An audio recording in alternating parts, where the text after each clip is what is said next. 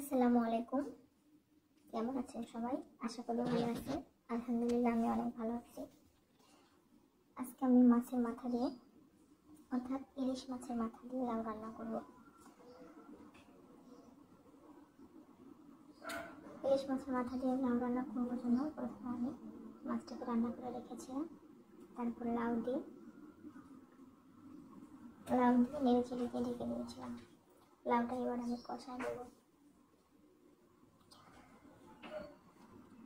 আমরা সাধারণত ইলিশ মাছের মাথা দিয়ে কচু শাক খাওয়াটাকে বেশি বুঝে থাকি, অ্যান্ড ওটাই সবার বেশি মজা লাগে। কিন্তু ইলিশ মাছের মাথা দিয়ে লাউ রান্না করাটা অনেক মজাদার, অনেক মজা লাগে, অনেক টেস্টি একটা খাবার হয়ে যায়।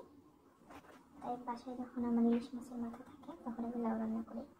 শুধু লাউ রান্না না, কচু শাকও রান্না করে থাকি।